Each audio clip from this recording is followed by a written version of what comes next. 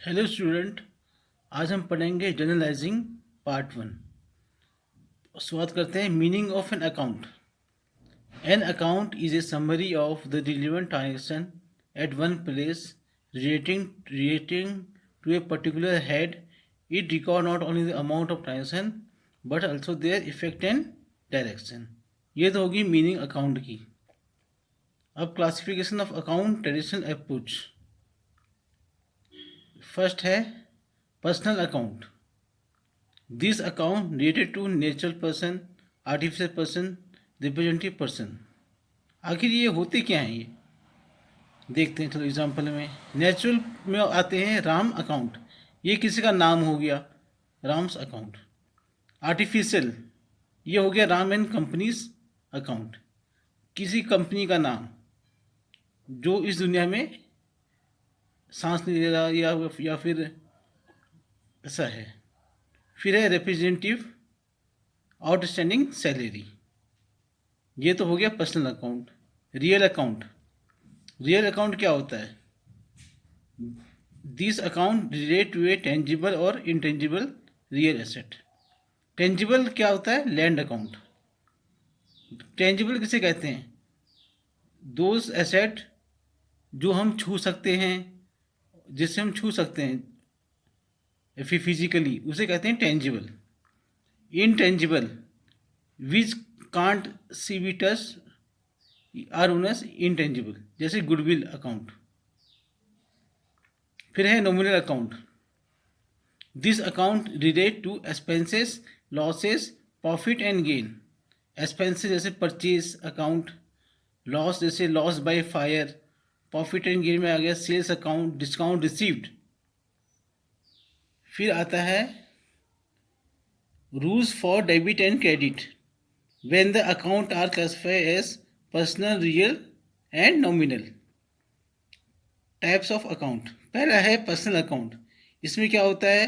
Debit the receiver, credit the giver. Real account में क्या होता है? Debit what comes in, credit what goes out.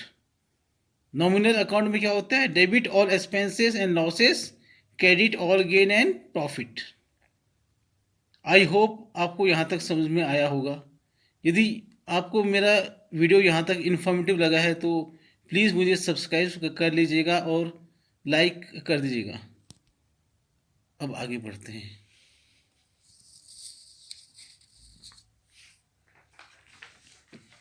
फिर है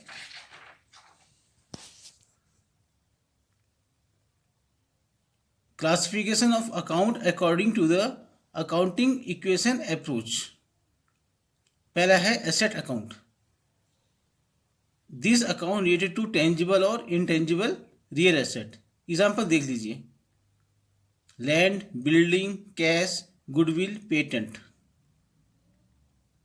liability account. This account related to financial obligation of an enterprise toward outsider, जैसे trade creditor, outstanding expenses, bank overdraft, long term loan.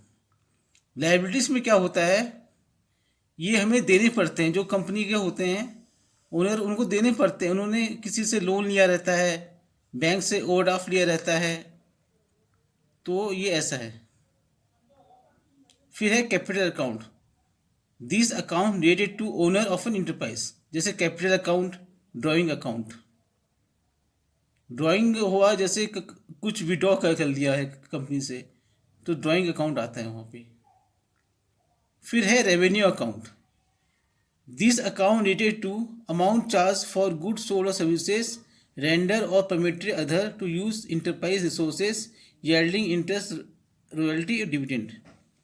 Example इसके example देख दीजिए। Sales account, discount received, dividend received, royalty received, interest received. ये सब हमारी income है। ये आप डिटेल से आगे जब ट्रेडिंग एंड प्रॉफिट लॉस आता है उसमें पढ़ोगे ये सब क्या होते हैं। फिर है expenses account. This account related to amount income और loss in process of earning revenue. ये क्या होते हैं? Purchase account, discount allowed, royalty paid, interest payable, loss by fire. ये हो गया एक्सपेंसेस अकाउंट। चलो आगे बढ़ते हैं।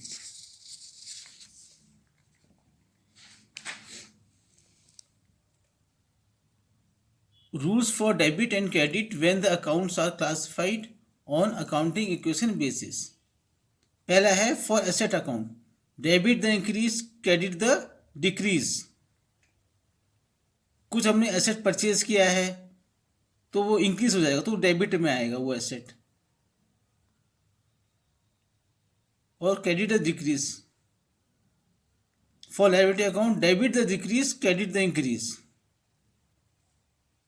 क्रेडिट में इंक्रीज हो जाएगा liability account.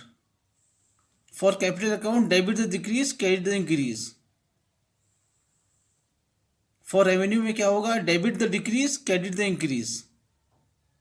For expense account में क्या होगा, debit the increase, credit the decrease. तो ये तो ऐसी एक ब्रीफ इंट्रोडक्शन था इसका। ये सब मैं आपको डिटेल में अगले पार्ट में बताऊंगा जनरलाइजिंग के। उसमें मैं आपको जनरल एंट्री बताऊंगा कि क्या होता है क्या नहीं होता है।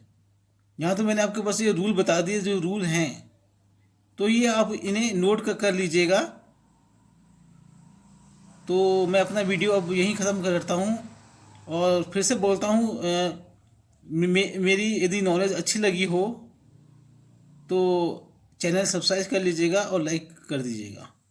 थैंक्स।